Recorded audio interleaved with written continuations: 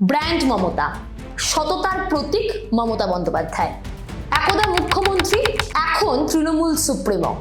কিন্তু সেই মমতা বন্দ্যোপাধ্যায়, যে মমতা বন্দ্যোপাধ্যায় রাজ্যবাসীর কাছে পরিচিত হয়েছিলেন রাস্তার লড়াইয়ের জন্য, সিঙ্গুর নন্দীগ্রামের আন্দোলন যে মমতাকে মহাকরণে পাঠিয়েছিল, সেই ব্র্যান্ড মমতার কি এখন ব্র্যান্ড সম্পূর্ণভাবে ভেঙে যাচ্ছে? রাস্তার আন্দোলনে কেন নেই মমতা বন্দ্যোপাধ্যায়? চতুর্দিকে বুলডোজার নীতি আমরা দেখতে পাচ্ছি, বিভিন্ন এলাকায় বিভিন্ন রকম ভোট পরবর্তী হিংসা। মমতা বন্দ্যোপাধ্যায় সেটি নিয়ে হাইকোর্টের দ্বারস্থ হলেন, কিন্তু রাস্তার আন্দোলনে তাকে দেখা গেল না। কেন? কি কারণ? হারিয়ে যাবেন মমতা বন্দ্যোপাধ্যায় রাস্তার আন্দোলন থেকে? তিনি কি আস্তে আস্তে মিলিয়ে যাবেন? সেই নিয়ে আলোচনা করতেই এখানে বসেছি, আমার সহকর্মী পঞ্চাননের সঙ্গে কথা বলবো। কি মনে হচ্ছে, মমতা বন্দ্যোপাধ্যায় কি হারিয়ে যাবেন নাকি থাকবেন? আসলে আমরা যেভাবে মমতা বন্দ্যোপাধ্যায়কে দেখতে অভ্যস্ত ছোটবেলা থেকে, তার থেকে তো কিছুটা অচেনা লাগছেই। আমি দেখলাম আমরা যে মমতা বন্দ্যোপাধ্যায় হাইকোর্টে গেলেন, ওনারাই বলছেন যে তৃণমূলের বিভিন্ন কর্মীরা, সর্বস্তরের কর্মীরা বিজেপির কাছে মার খাচ্ছে, খুন হয়েছে একজন দুজন গোটা রাজ্যে। সেরকম একটা জায়গায় দাঁড়িয়ে তিনি রাস্তায় নামলেন না, লড়াই করলেন না, ধর্মতলায় পথ অবরোধ করলেন না। এত দিনের নেত্রী, জননেত্রী, সততা, যা যা বলছো তুমি, তারপরেও তিনি রাস্তায় না নেমে কোর্টে গেলেন। এটা ডেফিনেটলি আমাদের সবাইকে অবাক করছে, এটা ঠিক কথা। এবং যারা এই বিরোধী দলনেতা যারা রয়েছেন, যিনি রয়েছেন, তাদেরও কিন্তু একবারের জন্য সেই প্রসঙ্গে, সেই বিরোধিতাটা আমরা বিধানসভায় দাঁড়িয়ে, সেই যে বিরোধিতা যেটা মমতা বন্দ্যোপাধ্যায়কে আমরা একসময় বিরোধী দলনেত্রী হিসেবে দেখেছিলাম, আমরা দেখতে পাচ্ছি না। হ্যাঁ, এটাই আমাদের একটু অচেনা লাগছে। আমরা যারা 2007-08 রাজনীতি বুঝতে শিখলাম, টেলিভিশনের পর্দায় সিঙ্গুর আন্দোলন, নন্দীগ্রাম আন্দোলন দেখে মনে হলো না এরকম একটা ব্যাপার। অগ্নিকন্যা লিখলো আনন্দবাজার পত্রিকা, সেই সময় আমার মনে আছে আনন্দবাজার ব্র্যান্ড বুদ্ধ লিখেছিল।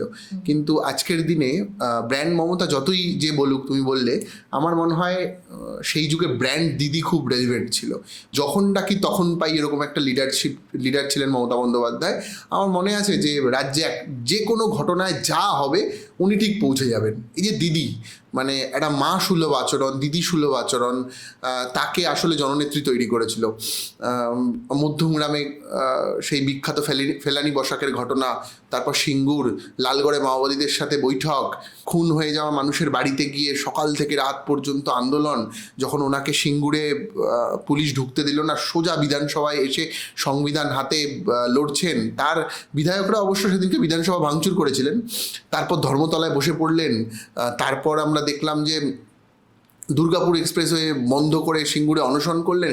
এই যে চরিত্র, এই যে মমতা বন্দ্যোপাধ্যায়ের চরিত্র, এবং আমার মনে হয় এটা সার্বিকভাবে পশ্চিমবঙ্গের রাজনৈতিক চরিত্র। এভাবেই পশ্চিমবঙ্গের রাজনৈতিক নেতা নেতৃত্বরা আন্দোলন, লড়াই, সংগ্রাম করেছেন। আমরা বড় হয়েছি সেই দেওয়াল দেখে, যে দেওয়ালে লেখা হতো লড়াই লড়াই লড়াই চাই, লড়াই করে বাঁচতে চাই। সেইটার যে একটা ট্রান্সফরমেশন হচ্ছে রাজনীতিতে, বাংলা রাজনীতিতে কর্পোরেটাইজেশন আসছে, ফেসবুক আসছে, ইউটিউব আসছে, মিডিয়া আসছে, রাস্তার আন্দোলন থেকে সরে আসছে বিভিন্ন রাজনৈতিক দল, এবং আমাদের অনেককে অবাক করে দিয়ে মমতা বন্দ্যোপাধ্যায় সেই লড়াই থেকে সরে গেলেন। এটা তো ঠিক যে একজন প্রাক্তন মুখ্যমন্ত্রী, এতদিনের তার সাংসদীয় জীবন, তার মুখ্যমন্ত্রিত্ব ছেড়ে দিলাম 15 বছর, তার আগে 84 সাল থেকে তিনি সাংসদ, তিনি হেরেছেন, তিনি জিতেছেন। দক্ষিণ কলকাতার সিটে তিনি যখন কেউ জিততে পারছেন না, তিনি জিতছেন। যাদবপুরের মতো আসনে সোমনাথ চট্টোপাধ্যায়কে হারিয়ে দিচ্ছেন। রাজীব গান্ধী নিজে বলছেন, যদি নেতা হতে চাও, নেত্রী হতে চাও, মমতা বন্দ্যোপাধ্যায়ের মতো হও। একটা সাদামাটা জামা, একটা সাধারণ শাড়ি, কোনো রকমে পরা একটা হাওয়াই চটি, মুখ চুলে তেল, চপচপে তেল, তাই নিয়ে তিনি দিল্লি চলে যেতেন, একটা ঝোলা কাঁধে নিয়ে একটা টুলের ওপর দাঁড়িয়ে বক্তৃতা করতেন। সেই মমতা বন্দ্যোপাধ্যায়, যাকে নিয়ে বাঙালি স্বপ্ন দেখত, সেই মমতা বন্দ্যোপাধ্যায় সত্যিই নেই। এই মমতা বন্দ্যোপাধ্যায়ের ব্র্যান্ডটা ভাঙছে কে? এই আইপ্যাকের যেটা তুমি বললে কর্পোরেট রাজনীতি, নাকি এই যে আরজিকর দুর্নীতির সময় মমতা বন্দ্যোপাধ্যায়, যে মমতা বন্দ্যোপাধ্যায়কে আমরা বিভিন্ন ক্ষেত্রে আগে সরব হতে দেখেছি, সেখানে একেবারে নিশ্চুপ থাকা, নাকি এই যে দলীয় যে নেতাকর্মীরা আছে তাদের প্রত্যেকটা দোষ বা প্রত্যেকটা দুর্নীতির যে কাহিনী, সেগুলোকে ঢেকে দেওয়া?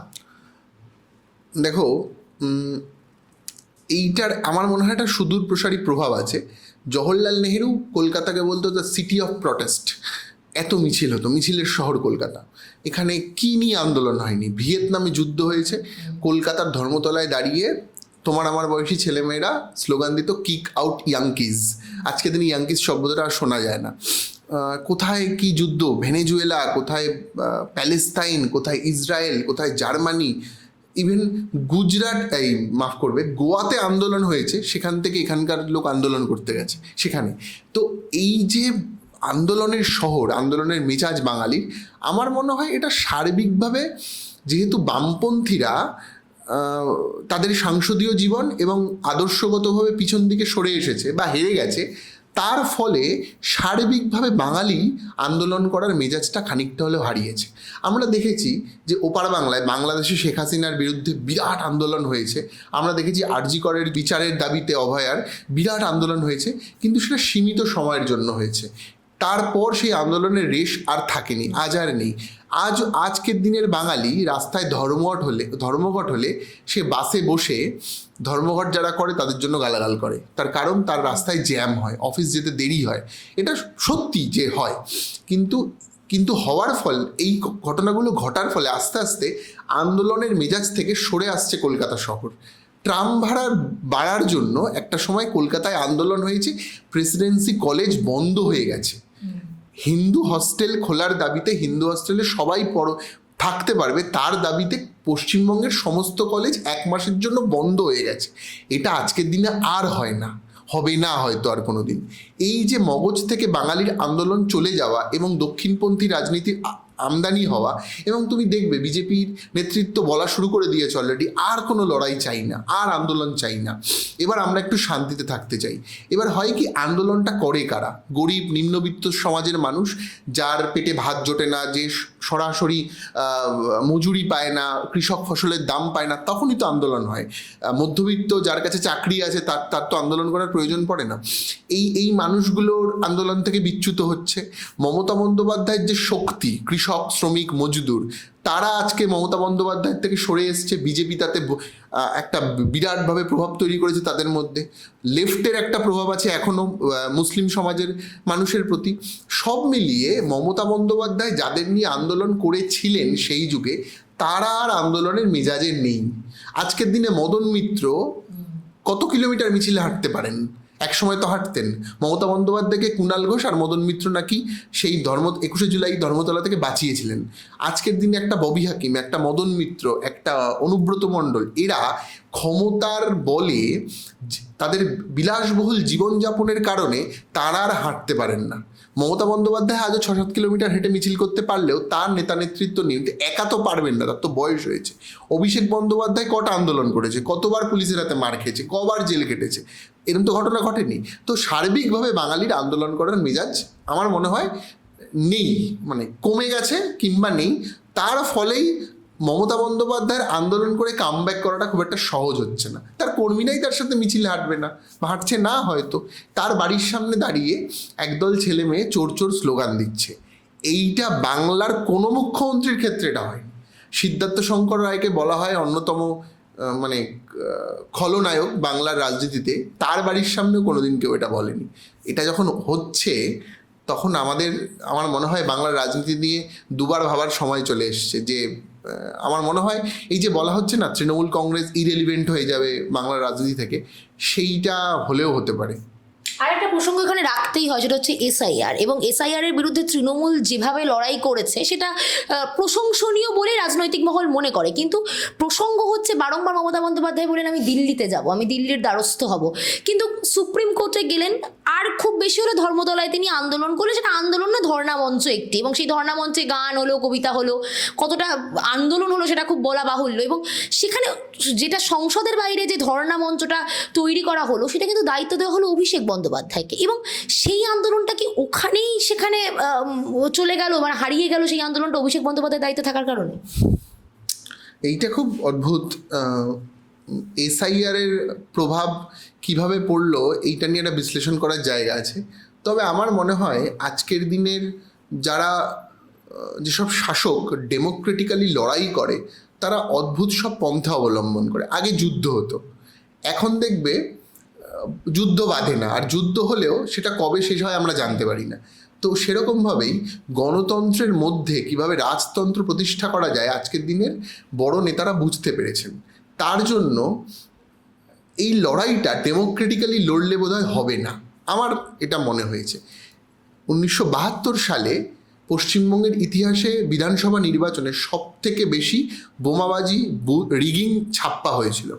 দুপুর 12টার সময় তৎকালীন বিরোধী দলনেতা জ্যোতি বসু সমস্ত বিরোধী যারা বামপন্থীদের তরফ থেকে লড়ছিলেন তাদের ক্যান্ডিডেট উইথড্র করে নেন তিনি, এবং বলা হয় আমরা কেউ ভোটে লড়ছি না। দুপুর 12টার মধ্যে এত ছাপ্পা হয়েছিল। তারপরেও সিপিআইএমের অনেকজন প্রার্থী জিতেছিলেন, কিন্তু তারা কেউ তারপর বিধানসভায় কোনোদিন যাননি, 5 বছরে কোনোদিন যাননি। তার মাঝখানে এমার্জেন্সি হয়েছে। মমতা বন্দ্যোপাধ্যায় কিংবা লেফট কিংবা কংগ্রেস কিন্তু পারল না ইলেকশনটাকে বয়কট করতে। যদি ইলেকশনটা বয়কট করতে পারত, এই যে এত কিছু বলছেন মমতা ব্যানার্জি, বুথ রিগিং করে কিংবা এসআইআর করে এত মানুষের নাম বাদ দিয়ে কিংবা ওই কাউন্টিংয়ে জল মিশিয়ে বিজেপি জিতেছে, যদি সেটার প্রতিবাদ করতে হয়, মানুষকে বুঝিয়ে দিতে হয় হ্যাঁ ভাই আমি তোমার সঙ্গে আছি, তাহলে আজকের দিনে ওনাদের 71টা এমএলএকে উইথড্র করে নিক, বলুক যে এরা কেউ বিধানসভায় যাবে না, অনৈতিকভাবে যারা।